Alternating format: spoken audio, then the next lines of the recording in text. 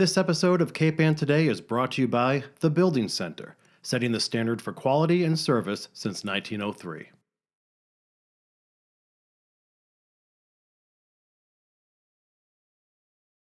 We are back once again with Erika Brown, publisher and editor of The Cricket, to talk all things Manchester by the Sea and Essex. How you doing, Erika? Hey guys, how are you? Great. Okay, we have some big breaking news here. I don't know if it's big and breaking, but it's interesting to me personally. So there you go. It's actually about town meeting, which, you know, we have town meeting coming up at the end of next month in Manchester and then soon after in Essex. But the story that's going to be running this week is really not about that town meeting in Manchester, but it's actually about the town meeting that happened last fall, the special town meeting. And it's about a mystery, as Alan Wilson, our town moderator, described it. It's a mystery about a significant chunk of voters that either didn't vote when they attended town meeting or were not recorded. And by a significant amount, I'm talking between, at best, it was about 32% or 34% of the voters didn't register a vote, or they didn't vote, or their vote wasn't counted. And at worst, it was 48%. I mean, we're talking like real numbers, and it really caught my eye. I remember it at the time, and now we're looking at the next town meeting, and there's a lot of activity around this now. I started working on this about 3 or 4 weeks ago. What happened was this. Now, last October at town meeting, there were 6 articles. We went through the thing. I recorded the vote. The town meeting was on a Saturday, which is typical of a special town meeting. And when I left, I saw the brand new town clerk. We were walking out together, and Diane Bucco, and I kind of sidled up to her and I said, all right, well, I'm going to be writing my story on town meeting. How many people, do you have the official number of how many people checked in? And she said, no, which is very typical, by the way. No, I don't have it, but it was about 150.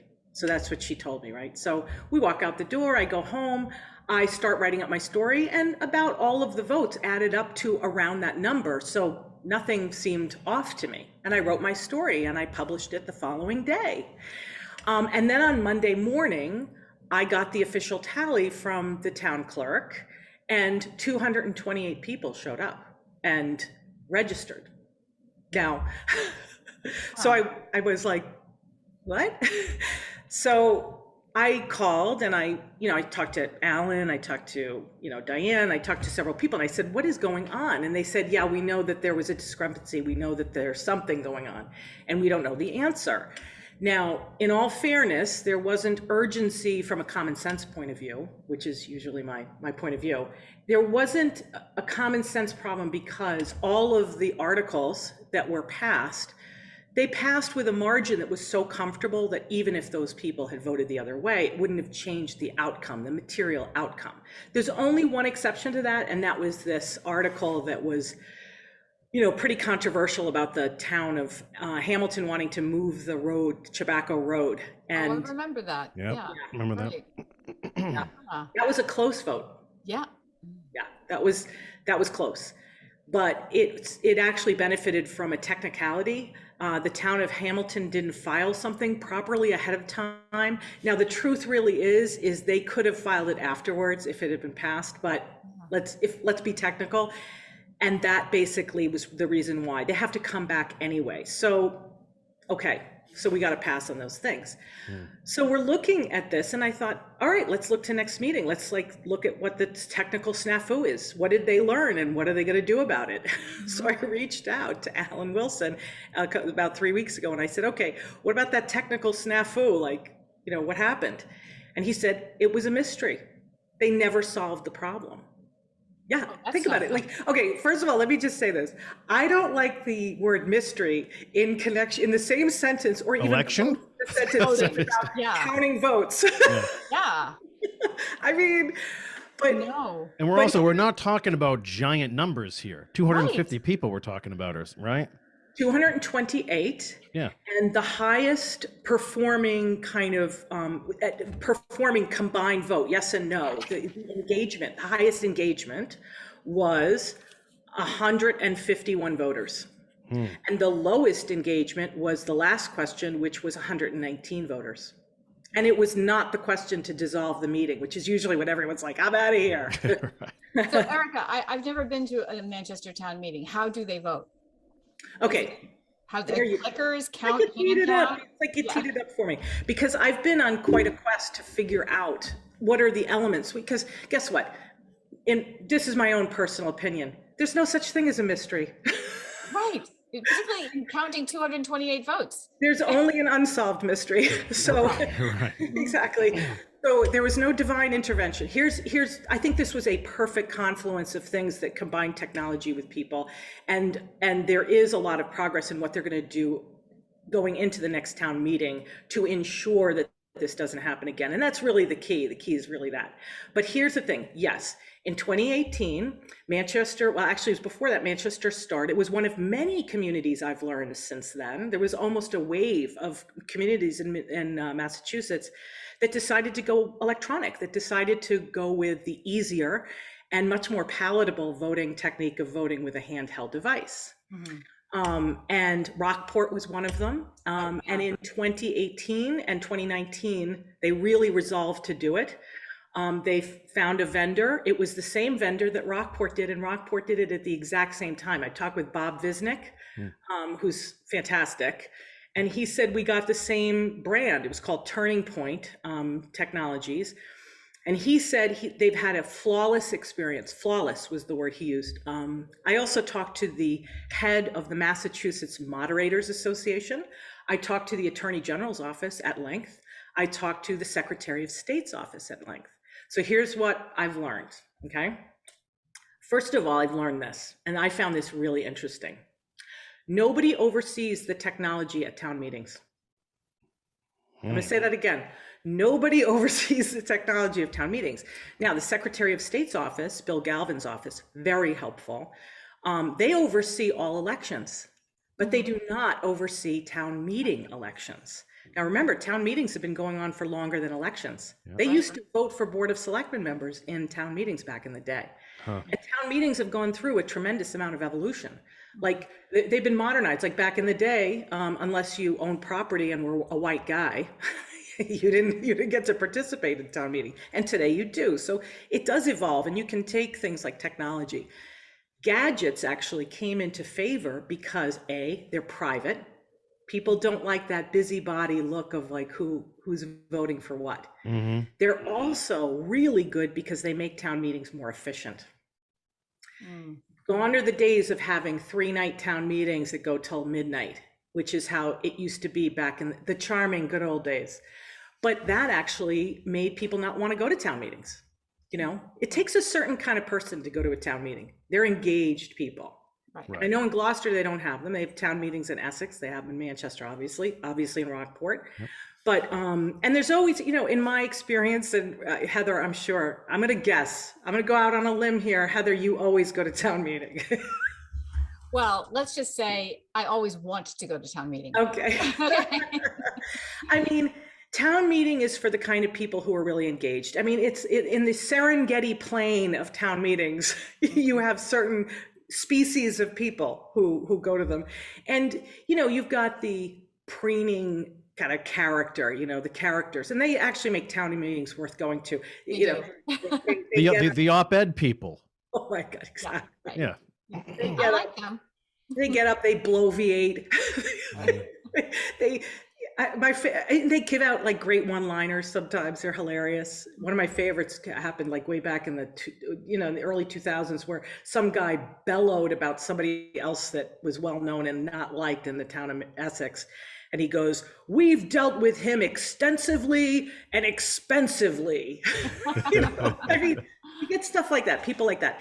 Then you also get actually the people who show up for a certain vote, like they're showing up to support the school budget. Kids. Yeah. School kids, like those nasty kids, they're so expensive. Right. So you have to get support for things like that. And those people, they get their articles, they vote, and then they leave the room. They're like, "I'm off for my wine," you know. And everyone's mad at them for leaving. Yeah, right. And the whole place will empty out. Right. And then you have people who just show up because it's their civic duty, they enjoy it, they love the spectacle, they love the vote, they love to be a part of it, and they're very engaged. Here's what all three of those that I just mentioned have in common. They're all really engaged. They don't get in their cars, drive down to town meeting to sit like a potted plant and do nothing. Not vote. Right, exactly. Yeah. So they vote. Yeah, they if vote. they're there, they vote. They participate, right? Yeah. They participate. Right.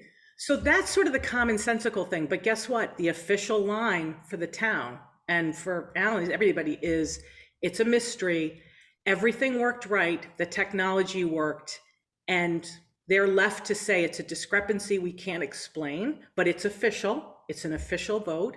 And that's what we're going with. So, you know, it is a mystery. I don't like that, but that's the way it is. And no one else, you know, raised an eyebrow when they saw, like, they were in the room and saw the number of people, then saw the vote totals. Right. Like, okay, it's like you're teeing it up for me again. Here's another thing. The vote tallies were not projected. They were not up on any sort of monitor.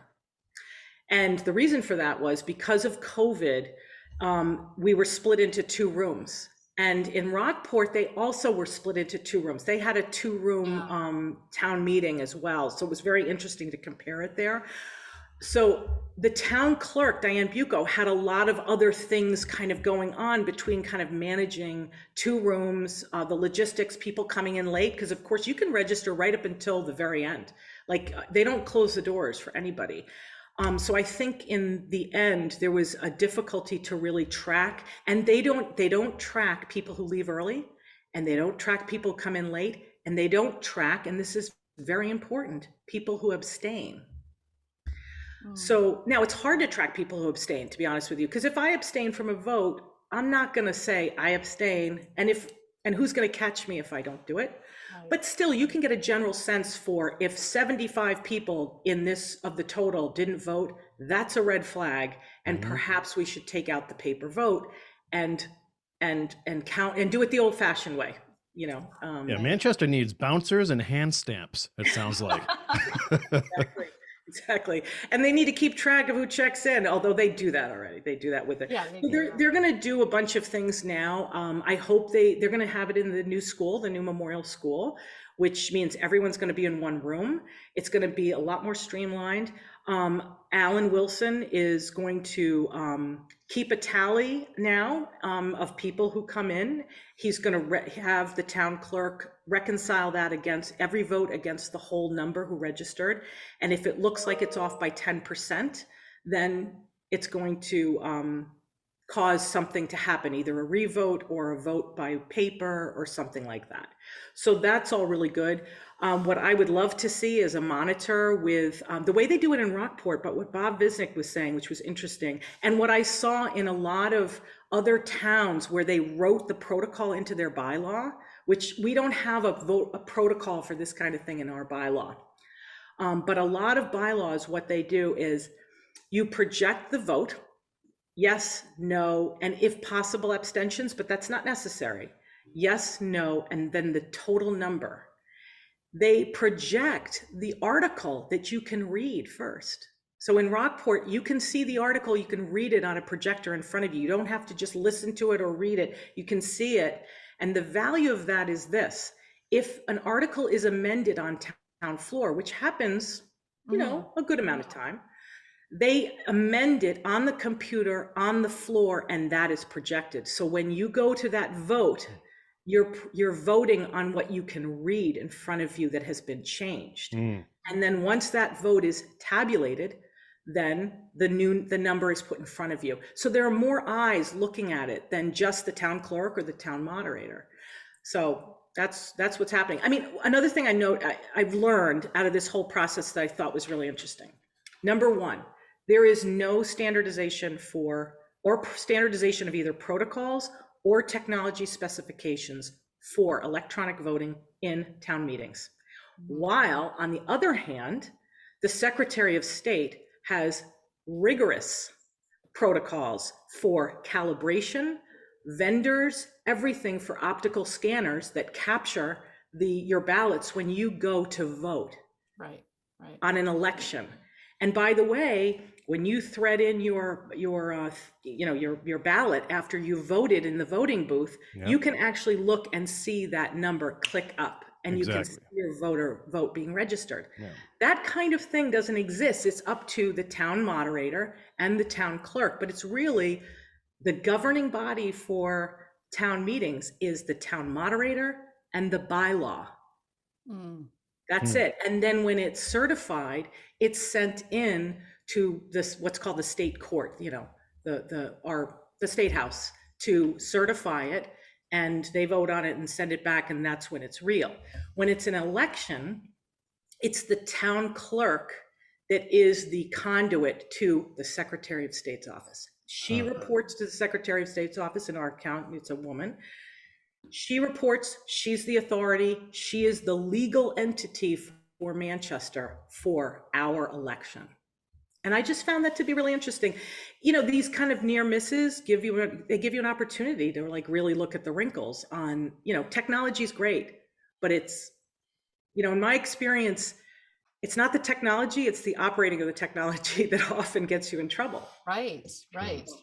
So can I just ask you, I'm trying to remember how these devices work in Rockport. We all get a clicker and you click your vote, and Bob Visnick, our town moderator, looks and he sees the tally, like almost in real time. Yep, the way the technology works is you're buying a system, basically a voting system.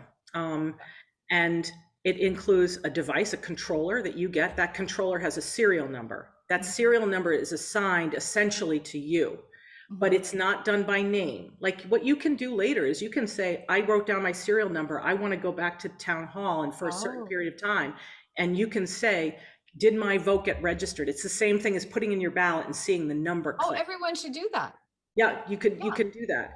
So you're recorded. And then what happens is, and this was very interesting because it's different protocols.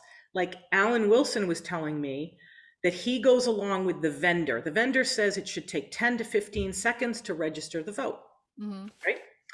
When I talked to Bob Visnick, so he does 10 to 15 seconds. And he says if he waits any longer, people get impatient and they don't like it. He's been the town moderator for 20 years. Bob Visnick and I don't mean to make this as a Rockport, Manchester thing. It's just very good because they both got the clickers at the same time. They're the same brand and we're both on K-Band. Right. So Bob Visnick was saying, and he didn't say this, he said this apropos of nothing. He said it totally naturally came out of it. He said, this technology works flawlessly. And he said, the only problem, and this is what he said the only problem I've learned with Rockport, with me, is I've learned to wait 30 seconds because it takes 10 to 15 seconds for it to work. But I've found that that's pretty much the right time for me to capture everybody, because the vote for the transmitter goes back to a laptop. The laptop is the tabulator, and that reports to the moderator. That's how it works. So it almost reminded me when I was laughing with Bob Visnick, because it reminded me, and I didn't say this to him, but it reminded me of Jeopardy. You know, in Jeopardy, the contortions on the faces of the candidates when they ask the question, and you see the bird like, I mean, if they could jackhammer that like clicker, they would, right? Right. And you can see the injustice on their face when the person next to him actually gets to answer the question, because they were like, I do further. That's what I was kind of thinking about with Bob Visnick. He was talking about the fact that there is almost like this, you got to build in a forgiveness to allow everything to come in. And listen, I'm no tech expert. I don't know what happened. And by the way, I gotta say this again, according to the town, people just didn't vote. I think that's their answer. Like, they don't know. It's a mystery, but they don't think it's the technology. Fascinating. Wow, that's amazing. Yeah. All right, that took too long. I'm sorry. But that's fine. But we still have a little time left. You want to talk about fire department training? I just want you to check out the pictures because the pictures are awesome. Yeah. Jason Cleary, who's the Manchester Fire Department, they took them, and it's not just him, it's the whole department. I wish I could name all the names. But they had the opportunity, which I have never seen before, to train, to do really intense training with the entire department, all equipment with the hoses and everything, on a house that was getting torn down. And I didn't realize that that's a thing, that if your house is getting or down, you could offer it up. And what a nice thing to do, because I watched the training. It was intense. It was great. It was really interesting. And it produced some real action-packed pictures that I got to get as if I was right in the middle of action, but there was no fire. There was a lot of water, a lot of brick. And my favorite line of the whole day was they were nailing all the doors shut. And the guy turns to me and he says, to explain, he goes, a lot of guys here, they really like the breach. They like to breach. So we nail a lot of doors shut.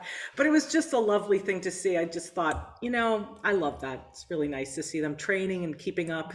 And it makes me feel better if I ever have an emergency call that these guys are well trained. They've been there before. Yeah. Yeah.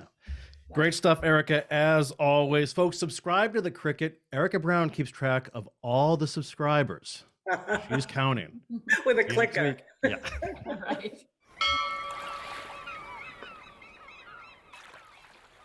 Interested in a sponsorship? Email sponsor@1623studios.org to learn more.